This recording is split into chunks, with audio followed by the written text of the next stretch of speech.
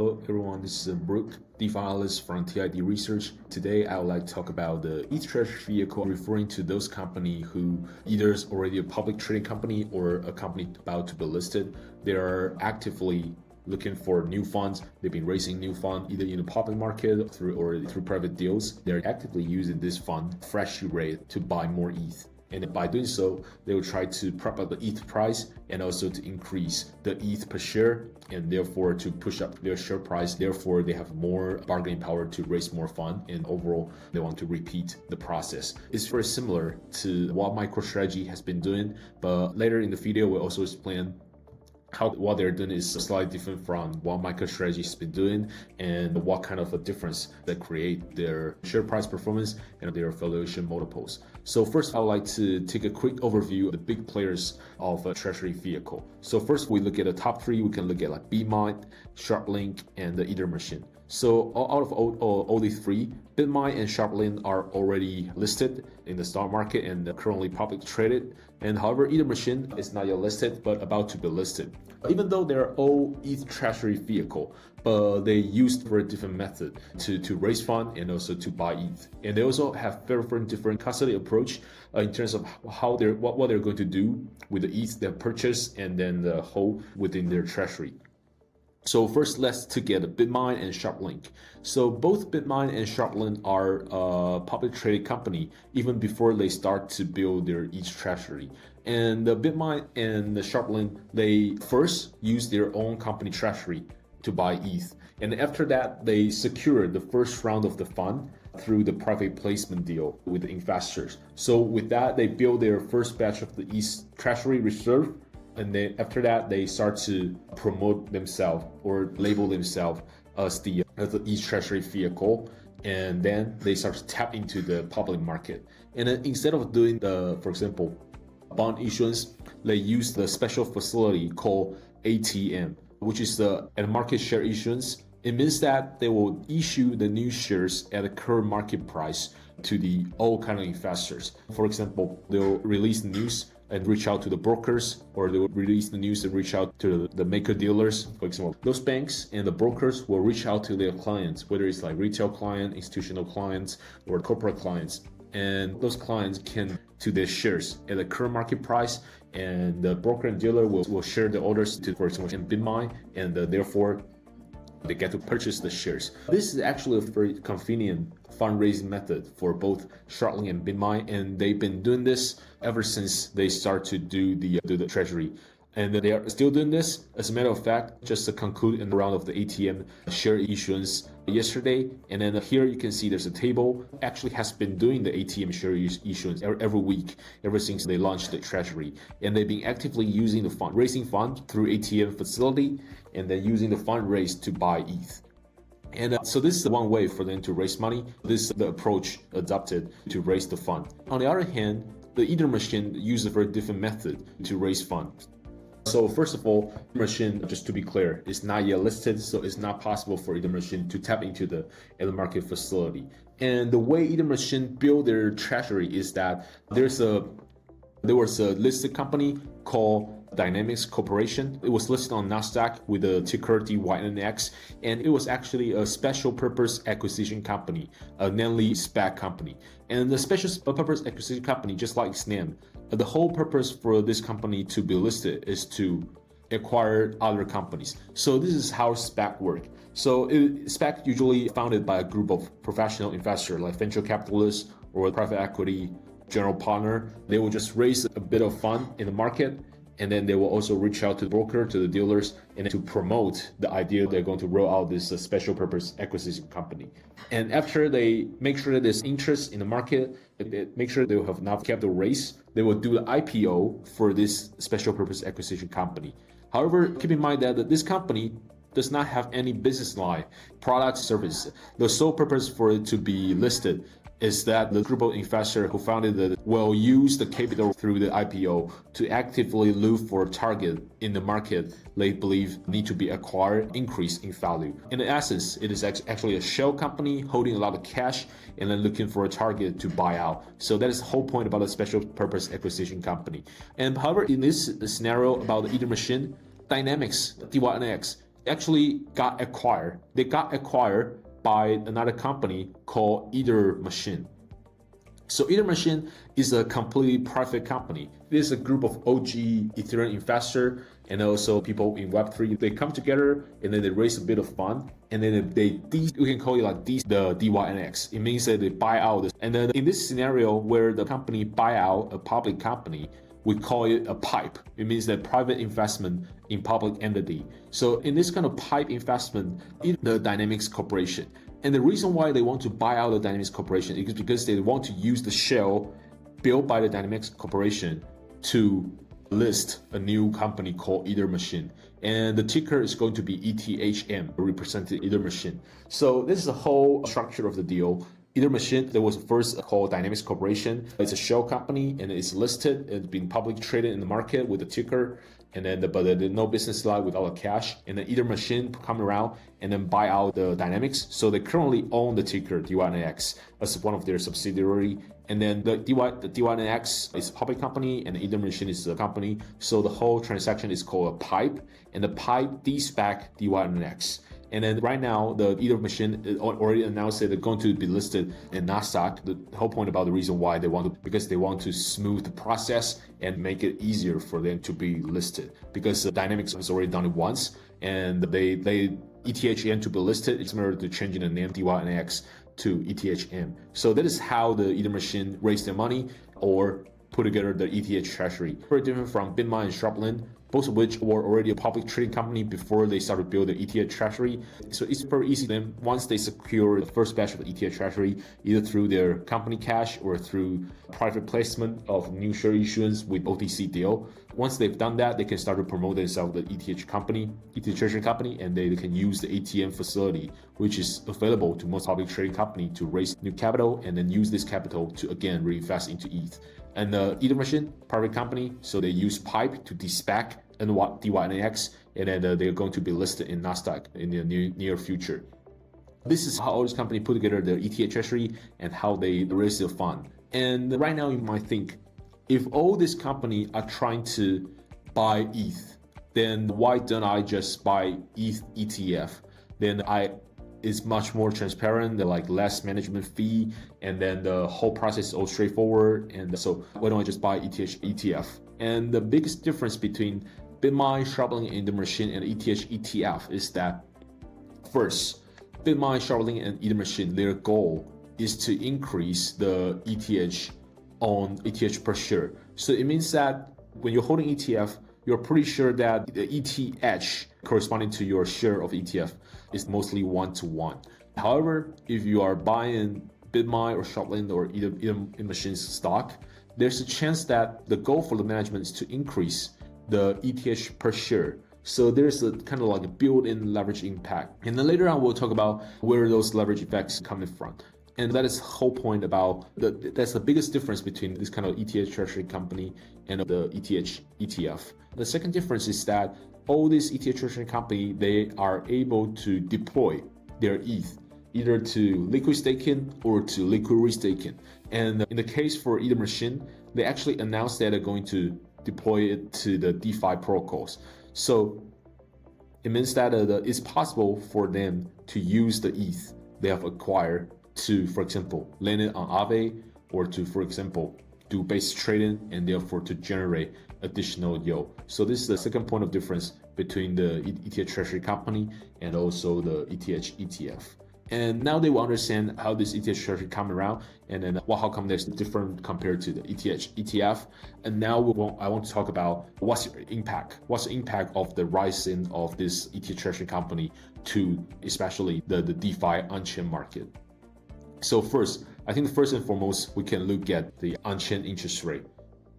So for the on-chain interest rate, the biggest implication is that the on-chain interest rate is now much higher before the rising of this ETH Treasury company. So if we come here on Aave, which is the biggest lending market on-chain, you can see that here, this is the borrowing cost. And then it's one month chart of the borrowing cost.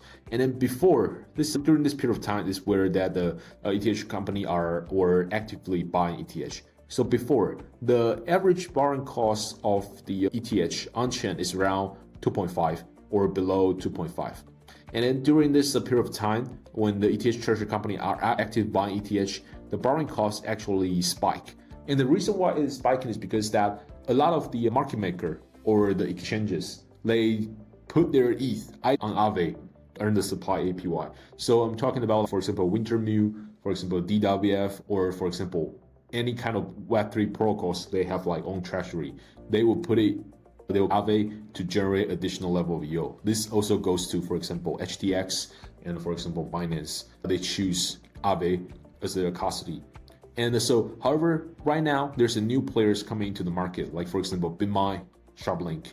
They need to buy ETH. So all these market makers like Web3 protocols or like exchanges who are idling ETH, they need to withdraw ETH from the market. So they're withdrawing the ETH from the market, and it means that the ETH that were able to be borrowed from the market decrease, and it push up the overall borrowing cost. So you can see the borrowing cost spike from here at a level of 11%, which is very high. And that's the reason why now during this period of time, ETH borrowing cost spike. And remember, we just mentioned that the biggest difference for ETH Treasury company compared to ETH ETF is that ETH Treasury company can stake or deploy on DeFi market. But right now the situation is that for BitMine and SharpLink, they are either putting their ETH in the custody, not doing anything, or they just stake it with the staking solution service provider. So they are not actually deploying into DeFi market. So it means that this ETH which were withdrawn from Aave are not coming back in the near future. So the impact of that is that the equilibrium of the borrowing costs, supply and borrowing on Aave has shifted permanently. So right now you can see that even after the borrowing costs stabilize, the borrowing cost is still higher than the pre-ETH Treasury company. During the pre-ETH Treasury company period, the borrowing cost is like 2.5, but right now it's like 2.8. 2.6, so range bound between the 2.6 and 3%. So because the supply, all those supply, most of those supply are gone permanently and they're not coming back in the near future. So the borrowing cost right now is much higher. So this is the first and the biggest implication of the rise of the ETH Treasury company, which is the elevated borrowing cost. And the second impact is that during this time when the borrowing costs spike, so a bit of a context, the most popular ETH related trade on Aave is the leverage looping. So by leverage looping, I'm talking about, for example, for ETH, which is the leverage restaking token. And then by simply holding it, you'll get earn 3.3, 3.4% on top of in ETH terms. And then, so a very popular trade for people who are holding ETH is that they will deposit, mint their ETH into ETH, and they will put the ETH as collateral on Aave, and then they will borrow ETH, and then to mint more ETH and then supply back into the Aave and then borrow and then repeat. So this process we call it leverage staking. So it means that this user are staking ETH with leverage funded by ETH, and they can earn a spread. Before the rise of the ETH Treasury company, the borrowing cost is like 2.5, the staking yield is like 3.3. So there's a 0.8% spread per leverage, and I can open up to 13 times leverage. That is at least 10% of the APY for my position. However, during this period of time, borrowing costs spike, and also even after the volatile period, the borrowing cost still pretty elevated. So right now you can see the borrowing cost is like 2.88%. So it means that the leverage staking trade is no longer profitable or not as profitable as it used to be. So it forced a lot of people to unwind their position. So it means that when they're unwinding their position, there are two ways for them to do. The first one is to sell, is to redeem their. However, you can see the withdrawal queue, we're looking at asset queue here, actually spike during the rise of the ETH Treasury company. It means that the queue got very crowded because all the people want to unwind. However, if you unwind, you need to wait till the validator complete asset queue, staking yield, the beacon chain staking queue. However, that takes times, and then also it got congested. So it means that you need to wait. During the most congested period of time, you need to wait up to 12 days or 13 days to redeem your ETH into. So a lot of people, because during the interest rate spike, during this period of time, they're actually paying negative APY to maintain their position. So a lot of people chose not to wait, and so they go to the secondary market to sell their LRT. So that's the reason why you see that to the level around like 40 basis point of discount, and then recover a little bit, but still much worse than before the rise of the ETH Treasury company. The two more implications brought by the Treasury company. First one is that failure queue right now is much longer, and the waiting time is also much longer. The second implication is that the LRT or the LST, for example, RESTs, are traded with a wider discount before the rise of the ETH Treasury company.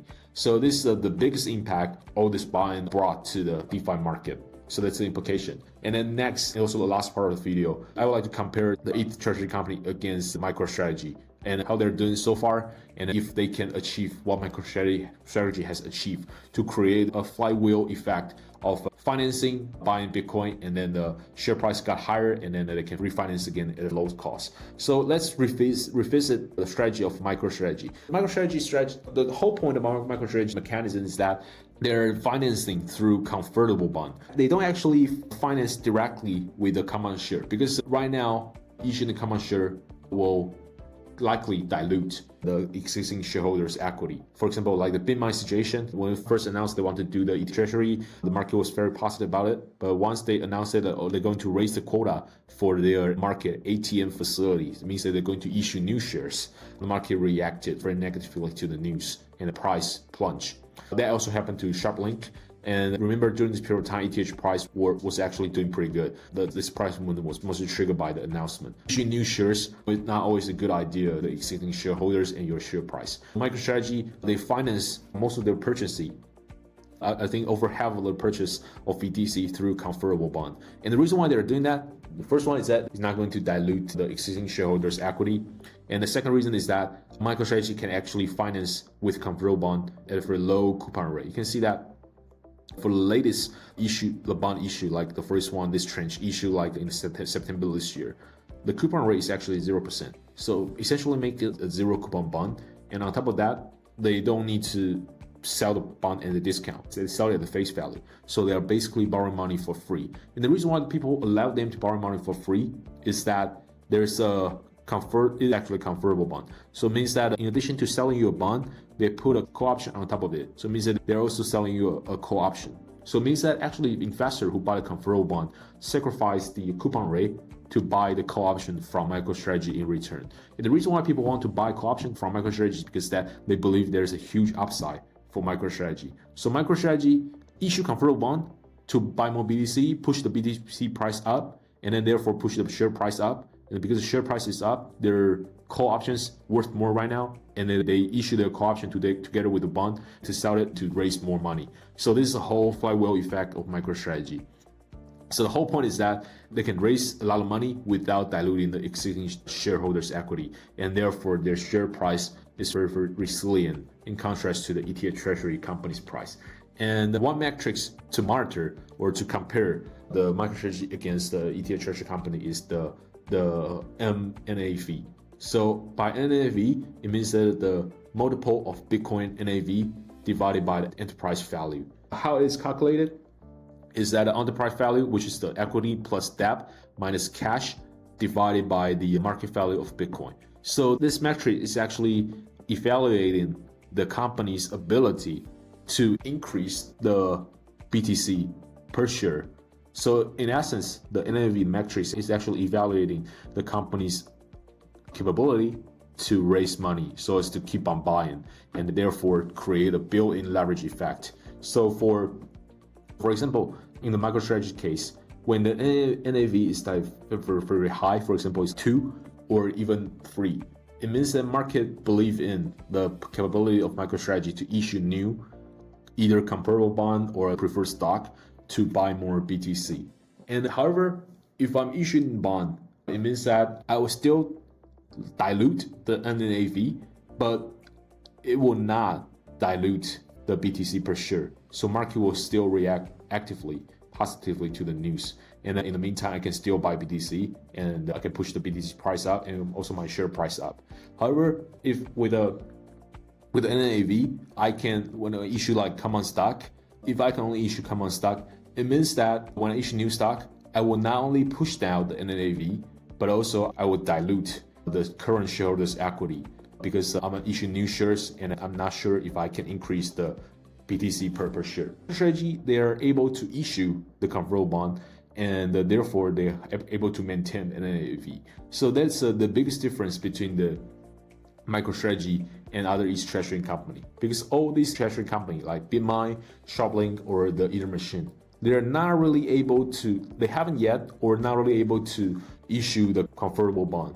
And the most important metrics people look at when the investors look at when they're evaluating whether you are capable of issuing convertible bond is like, first one is your debt to equity ratio, and then second one is your cash flow coverage ratio, and the last one is that whether you have a liquid option markets. So the first two, they're looking at whether you are able to pay back your debt. Cash flow coverage ratio means that they want to know, do you have generate enough of cash flow to cover your coupon, cover the coupon you owe to your investor.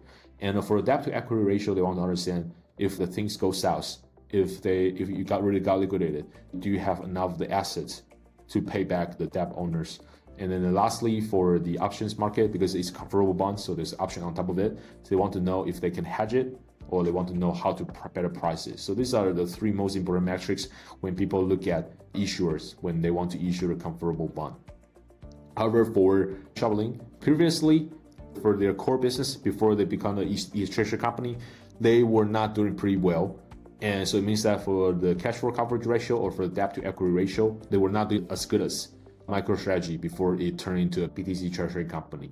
So this is one of the concerns. And the second concern is that BitMine, Shoplink, even though they recently listed their option on the big exchanges, but the liquidity is still been bootstrapped. So right now the liquidity is still pretty thin. So right now people are struggling to understand the price of the options of this company. It means that for BitMine, Shoplink, or probably Ether Machine, at the moment they don't have the same capability as MicroStrategy to issue convertible bond. So it means that their NAV is like constantly under pressure. Because unlike MicroStrategy, who can just convertible bond without heavily impact the NAV, while still be able to increase the BTC per share. For BitMine and Shoplink, the only way for them to raise new money is like, for example, at the moment through ATM or through new share issuance. For example, if you look at the NAV here, you can see that the BitMine and Shoplink, the NAV is still above 1. It means that people still believe that they're able to raise money. However, if they say they're going to issue more new shares, their price tends to react very actively to the news, and therefore they compress. So it means that the existing shareholders don't want to have their share being diluted. So it's like a deadlock. So the shareholders want to have more ETH per share. However, they don't want to have more shares to be issued. And so if there's no more share to be issued, BitMine and Shoplink don't have a new source of fund. And so at the moment, BitMine has around like 200 to 300 million idle in cash, and then Shoplink has around 10 million. That is definitely not a lot compared to what they already have in the ETH Treasury. Before they are able to tap into instruments, the only way for them to raise new funds is through equity issuance. However, if they can only do equity issuance, their NAV will be constantly under pressure, and therefore their share price will be constantly under pressure. Are constantly under pressure, it means that it will be even harder for them to issue convertible bond, because the whole point about convertible bond is that you're using your upside to persuade people to charge you less for your borrowing because you're selling an embedded option. So this kind of deadlock the BitMine, Shoplink, and also Ether Machine need to solve. And then right now, it seems that they haven't yet come up with a real solution, but I think the market are watching closely to what they're doing, and maybe they already have a plan in mind. And if they are able to issue convertible bond, I believe they were able to build the same kind of flywheel effect MicroStrategy is enjoying right now.